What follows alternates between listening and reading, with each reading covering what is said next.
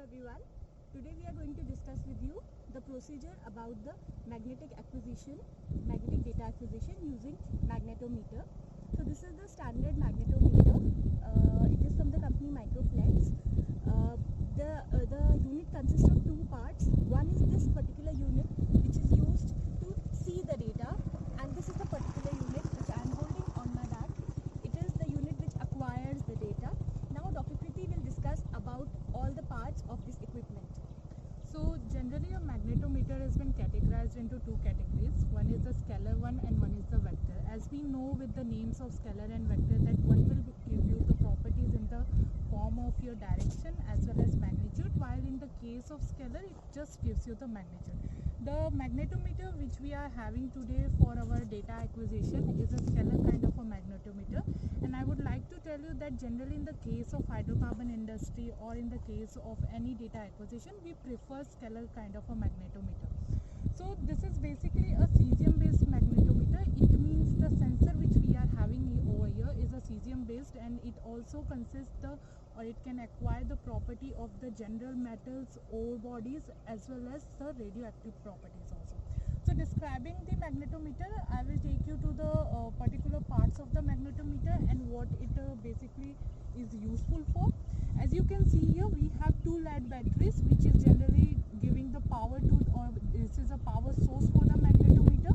We have a GPS in order to acquire a latitude, longitude for the particular position or the data which you are acquiring. And we have a Mach sensor which is generally used for your data acquisition, or it acquires the magnetic property or magnetic susceptibility of the subsurface. The most important thing which will operate this whole magnetometer is your DAP. DAP is your data acquisition program which will give the directions and which will operate all this magnetometer functions, and it will direct it to acquire a data. So as you can see, let us see what are the particular functionings of DAP. So this is your console. We have seen that what is your magnetometer and what are the particular, you can say, equipments or your parts of your magnetometer. This is one of the main component, as it will operate your magnetometer and it will let the magnetometer to acquire the data. So we will start with the functioning of this. So this is your interface for the DAP, which is your data acquisition program. This DAP basically works like a simple Windows function, like in your computer. You see that there are lots of things as we have in our desktop or a PC. We have a PowerPoint viewer, Microsoft viewer, My Device is there, Recycle Bean, and other extra things are there. So for starting this, we have NVCS, which is a software through which we will acquire the data. So for that, you have to press Shift and then F1. As you will press that, your software will start, or it will get initiated. So this is the interface for your software, as you can see, and we have different settings like your setup, measure numeric, measure graphic, your GPS, your info, right? This is generally a world map, and as you will initiate your GPS and other things, you will get located in this. So starting with the initiation, we will go to the setup. I'm just showing you the features right now. These are the basic features like survey name, operator name, latitude, longitude, what is the altitude. Mode of operation, in this we have two methods. One is your stop and go, and then we have search and base. Stop and go means that you are taking you are starting a reading at a particular station, and then you will stop it there, and then you will move to your second station point. But when we are talking about search and base, you are continuously taking data for all these station points, right? So we went for search and base. These are the basically filled, you can say, inputs, which are general inputs and which are always there in your MAG or your DAP. For starting the reading, we will go to GPS. As you can see, these are different parameters: longitude, ellipsoid, and what will be the parameter for your X, Y, and Z components and other things, right? So for starting this recording or recording of data, first you have to initiate the GPS by pressing F2. Okay, after you press F2, the GPS will get initiated. Then you have to press F3, which will give you the initiation or syncing of GPS. Fine. Once the initiation and syncing of GPS is done, we will go to setup and then we will initiate the mag. Initiating a mag means you are initiating the magnetic sensor which is associated with your magnetometer. How will you initiate it? By pressing your F2 key. Okay. After that, you have to open a file for the survey name on which name you are acquiring today's data.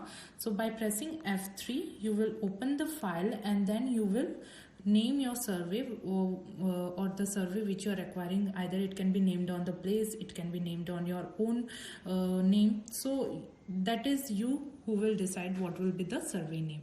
After the file is been opened, you will go to measure graphic and then you will press F6.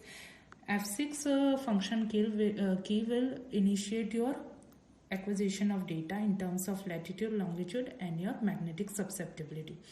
Once the reading starts and you have acquired the data in search and base mode, you will stop it by also pressing F6 again. After pressing F6, the reading will stop and you have acquired the data.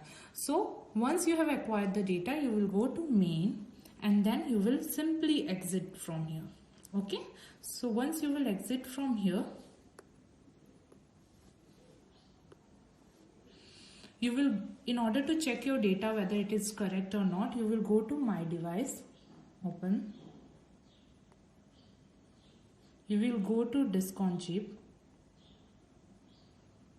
Then you will go to data backup. So these are the files or the names of the files from which you have acquired the data. Okay, I'm just taking one example to show you how the data looks in this or how it has been acquired. So we will open one of the data set. As you can see, it is representing all the particular data information which is there, like it has been acquired in NVCS version 1, which date it has been acquired, what was the name of the file, what is the survey, what is the operator name, what is the mode, search or base, what is the rate. 10 represents your number, 10 number of readings per cycle. Okay, cycle time is there, base field, bandwidth, different kind of information which is there for acquiring your data. Now as you have seen that for one cycle there were 10 readings, so for single latitude longitude there were 10 readings. As you can see, this is your latitude, this is your longitude, and this value here represents your magnetic value. This value represents your magnetic value. Now this value is the aggregate, or you can say average, of all this 10 readings which has been taken. Okay, so the accurate value or the most promising value is this. So when you are plotting a data for magnetic contouring, or you are plotting a magnetic susceptibility data, you will take latitude, longitude and this value in your Excel sheet to plot your data. Now as you can see that for different latitude, longitude, we have obtained different data. So this was all about your magnetic acquisition and your data acquisition and how it can be acquired and the functioning of that.